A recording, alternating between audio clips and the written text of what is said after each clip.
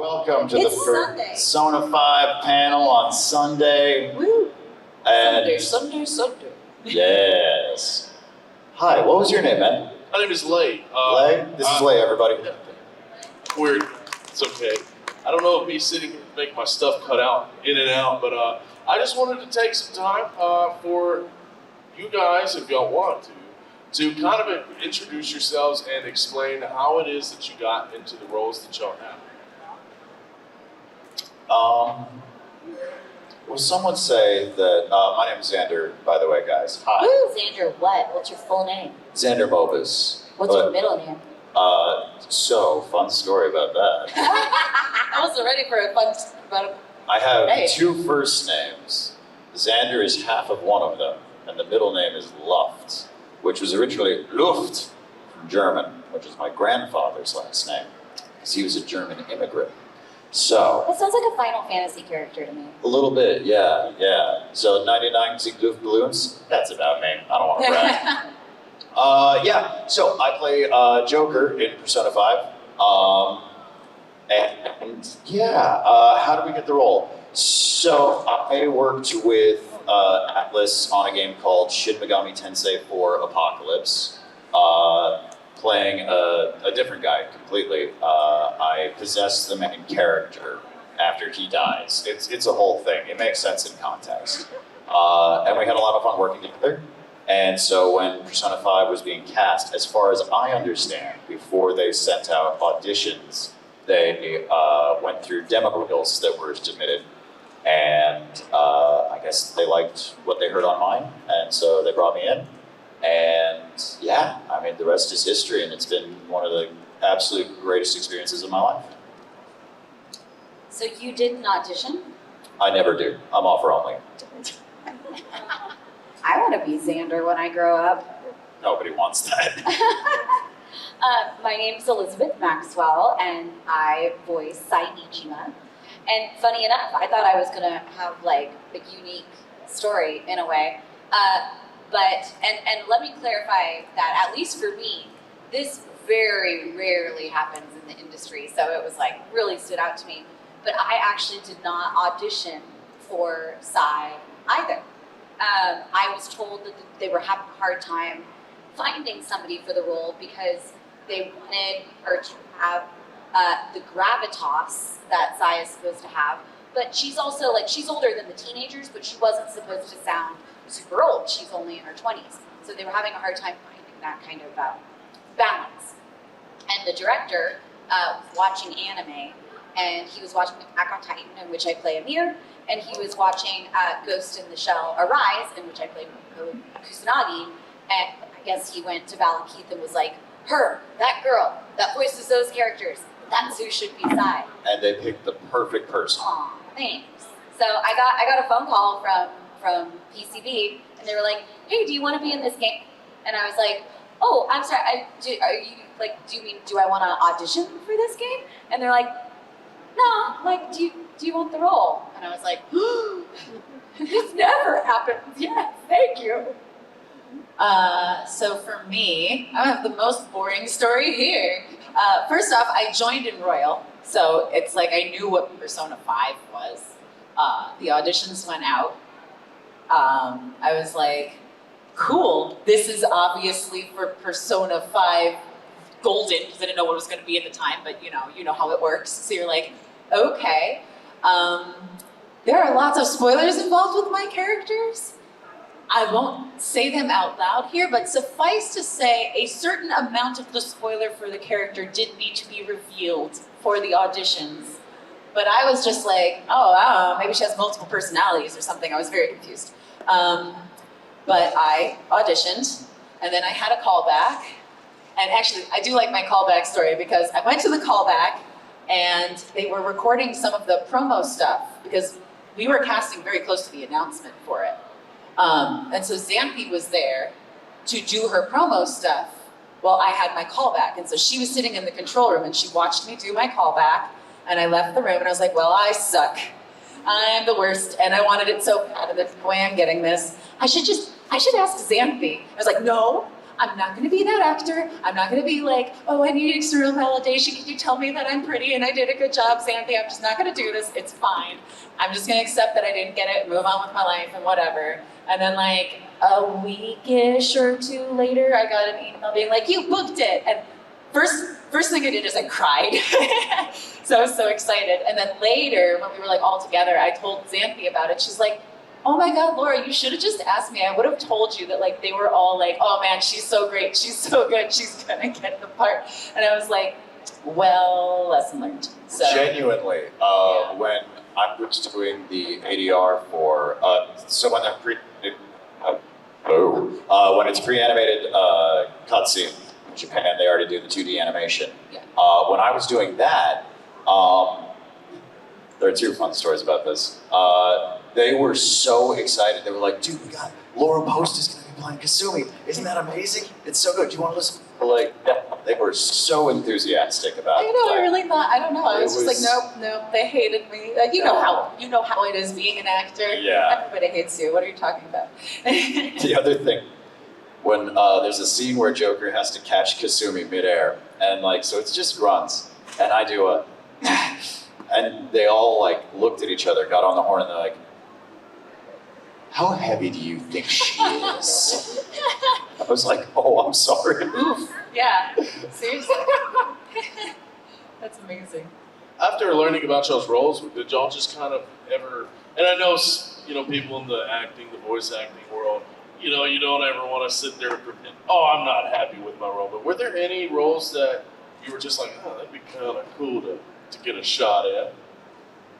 Just in general. Yeah, just in general. My wish list role for my entire life is I want to play Batgirl so bad. Since I've loved Batgirl since I was like 4.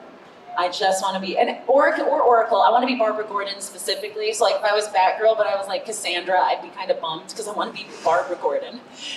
So that's mine. It would be so cool. Man, I don't know. Do you have one? Well, so I'm not saying that I necessarily want them to give this game the Final Fantasy VII treatment, because I do think that there's a certain magic to like your favorite old games just staying what they are. Yeah. But if they redo Chrono Trigger Oh, and hell yeah. add in voice acting, I want to be Luca so bad. Oh, hell yeah. So bad. That would be dope. It's my favorite game, so. Oh, man. Boy, I don't know. I feel like the one I keep coming back to is I would love it. Like, X-Men 97 is doing its thing right now, so it's one of those things where it's like, I hope these guys keep going and keep having gigs forever.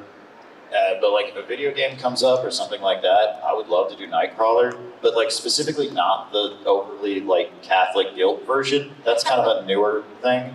For like years and years and years, he was like Wolverine's drinking buddy. He's just like the coolest dude, and he like role plays in the Danger Room. Like he role plays pirate movies in the Danger Room when they're like not using it. So yes, I think it would be fun to be the incredible Nightcrawler. Speaking of back on Persona 5, are there any things just about your characters that y'all just love, like just really connect with? Your turn to go first. Oh, my turn to go first? Oh, man. I love this whole, I don't know, I could not have in my wildest dreams pictured getting to be a part of something as fun as this has been. I first played Persona 4 when I was in high school, and I loved that game so dearly. And so when P5 was coming out and they told me I got it, it was like, oh my God. And one thing I loved about the process was he is a silent protag in that he doesn't have a lot of lines. And when he does, it's mostly like in menus or in-game stuff, which is crazy because for the first game, I was recording for 3 months. So a weird amount of recording for a silent protag, you know? But I really liked that we got to dig in deep, and it felt like the first time, Yu Narukami was very much just a blank slate in 4. In the anime, they gave him a personality, and they have like a tradition in the anime now of like every worst dialogue option. They make that and that's a lot of fun. But with Joker, they were like, we really want to like actually suggest that this is a person with some kind of rich inner life outside of just, hello, I am protagonist bot, beep boop. Hello, would you like to smooch now? So it was really fun kind of finding who he was and justifying at school they still want him to be kind of calm, settled, not like overly bombastic, but because the backstory gives you that, right? Where like he is canonically just trying to keep his head down, stay out of trouble, and then when the mask comes on, he gets to kind of embrace this larger than life thing. And finding that and getting to inhabit it, I love it, man. I will come back every single time. So at this point, like saying, is there a part of him I connect with? Like, he's my baby boy. He's there's no part of him that I'm not like that's protective of, if that makes sense. Sorry, that was a way too long an answer. I'm so sorry. Shh, you're fine. Give us time to think. Not that I've come up with anything. Well, I do identify with Sai a lot. I'm a Libra, which, if you aren't familiar with it, the sign of the Libra is the scales of justice. And for my entire life, I've been kind of obsessed with things being fair. Like when I was a kid, I didn't cry when I was sad. I didn't cry when I was angry. I cried when I thought things were unfair or like unjust. So I kind of love that about Sai and could really identify with her on that. But it's funny, I had never played a Persona game before Persona 5. I don't know how I missed it, because I play games, I'm a big gamer. So for me, it was really fun. I started playing Persona 5 when everybody else did, when it came out in the real world, and it was my first Persona experience. And so it was really kind of cool to like experience it for the first time when everybody else was playing it too, and like getting like just as excited about it. So I mean, man, I put some pandemic hours into that game. Holy moly. Legit. Kasumi is just a treasure and a delight. It's so hard to talk about Kasumi without being like, but there are spoilers, and I don't want to spoil anyone that might not be that far in the game, even though the game came out a while ago now. But like, Is there anybody in the audience who hasn't played Royal? Well, what about people walking around? It's such a huge. Also, when we were doing promo for the game, it was drilled into me so hard of like, her name is Kasumi. She wants to be an Olympic gymnast. She goes to the high school, and that is it. Roger that. But there's a lot going on with Kasumi. Her story is so beautiful and tragic, and there's a lot that involves her sister, and I too lost my sister at about the same age as Kasumi did, and I really identified with her regarding that. So I love her so much. And I also just generally, as an actor, I really enjoyed, like when we were recording for her, we had like four or five different names for like where she is. Like, this is Kasumi, this is real Kasumi, this is Sumi, this is true Sumi. You know, it was like, so getting to play with those levels of like where she was in her head at different moments of the story was like really satisfying as an actor as well, to bring it from not super dark place. But yeah, so I love her. I'm gonna treasure her my whole life for sure. For a long and story-heavy game, what was the recording process like for that? Like, how does that go? Same as every game, man. There are a bunch of different scripts broken up into like, this is the main story script, these are the cutscene scripts, these are the battle scripts, these are the like sort of incidentals. And you just, much like a Big Bang Burger, you just start at the top and work your way through, man. for me, it was a lot of ADR. To the point where we would have 4-hour days where it would just be,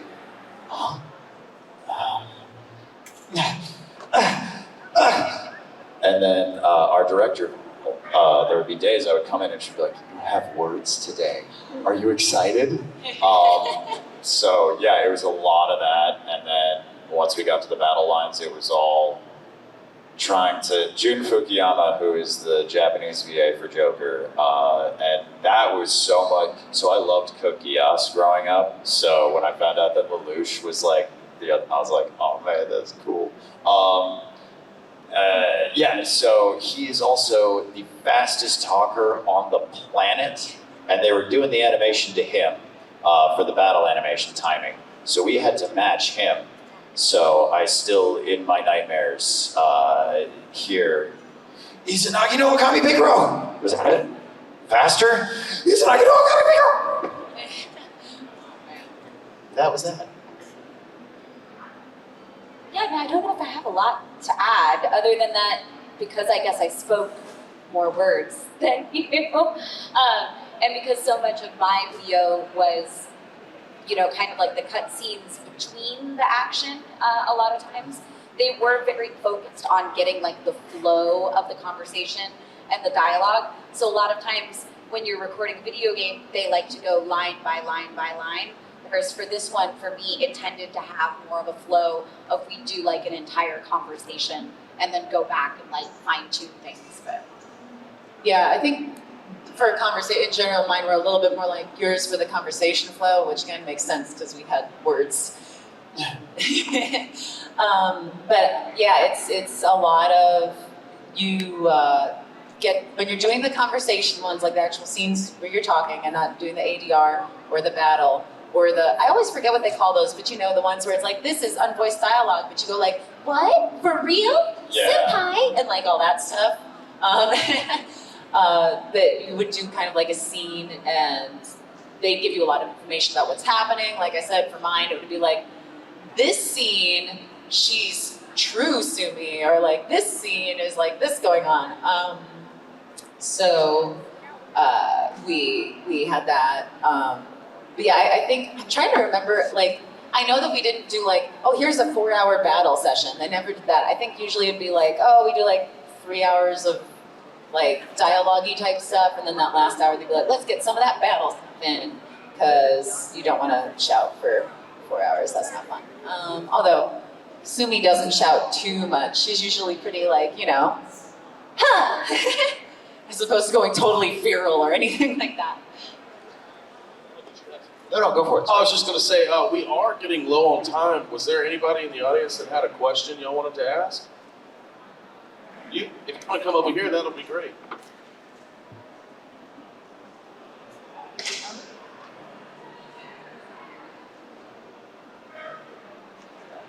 Hi. hi. So I'm always really impressed by the RM since you speak about them so highly. They have really good casting ability to know who the best people are for these characters. And they do like it to keep you on for as long as possible.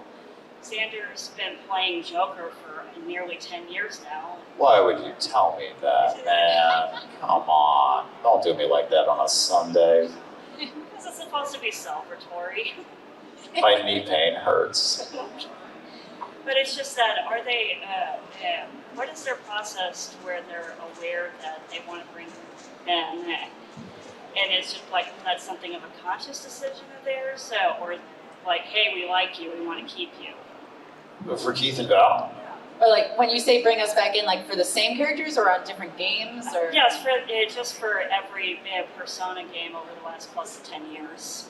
I mean, I think Atlas also likes to keep the consistency. Yeah. Like, so you mean like, so for Persona 5 and Royal and Strikers and all, yeah. So they just want to break. Like, it would be really weird if every game the voice cast changed. That would, like at the end of the day, it's all like a movie. It's all a magic trick. It's all to immerse you within this world and feel like you're a part of this. And every barrier to you feeling that lived-in story is going to make it harder. And if you're changing the cast every single time, you know, you really would have a lot of people being like, wait a second, why does Sai sound so different this time?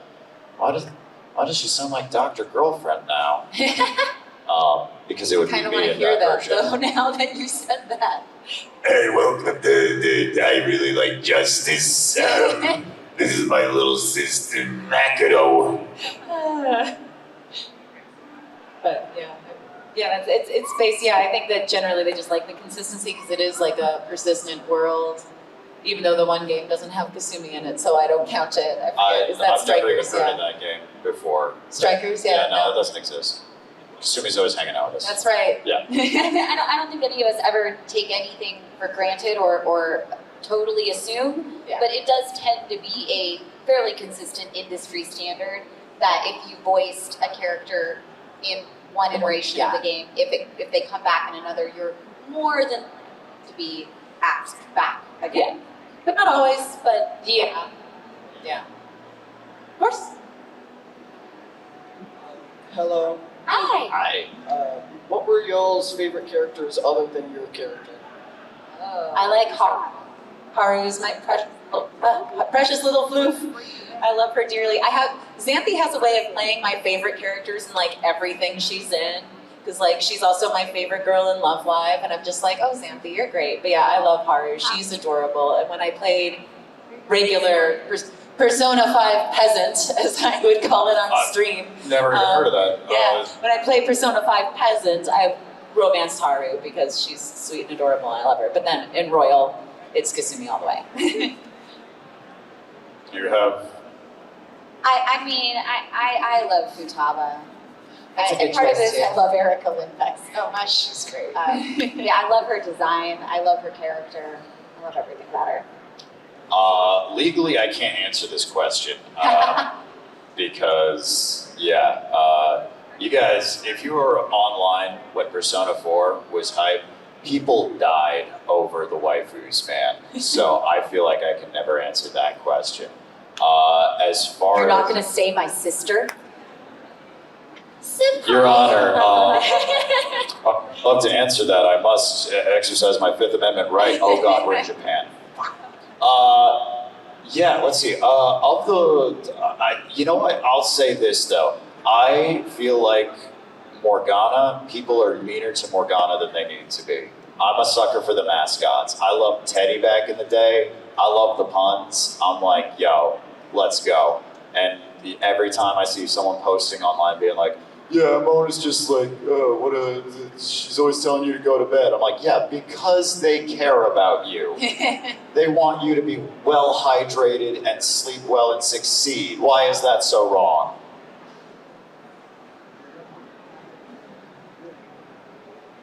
Hello everyone, and thank you for coming here to New Orleans, my hometown. So it's really heartwarming for me that y'all are here. My question is, for voice acting, how is it different between animation and the video games?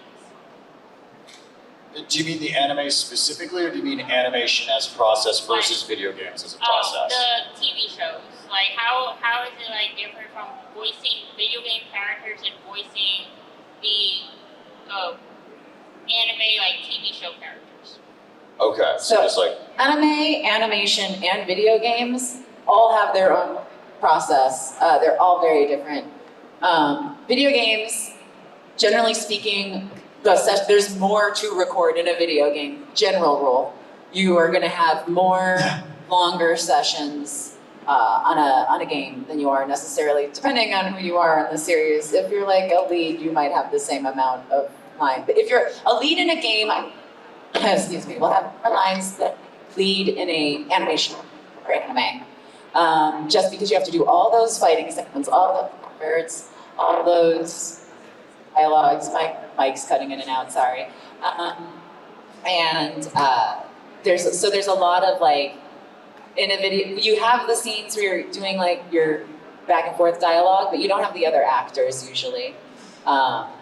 So there's a lot of ABCs, and you trust the director to know what's going to sound well put together. And with anime, you have the benefit of seeing, like, you know, in the sound effects, and you have the previous performance to kind of inform your read, but again, you're not recording in a group, so you're kind of recording in a vacuum, and you trust the director to, again, know what the final project's gonna be like. And then in animation, if you're really lucky, you get to record in a group, and it's the best thing ever. I have done animation where you're still recording all by yourself, and you trust the director to know what the final picture's going to sound like. Getting to record as a group is like my most favorite thing ever, and that's the best part of prelay.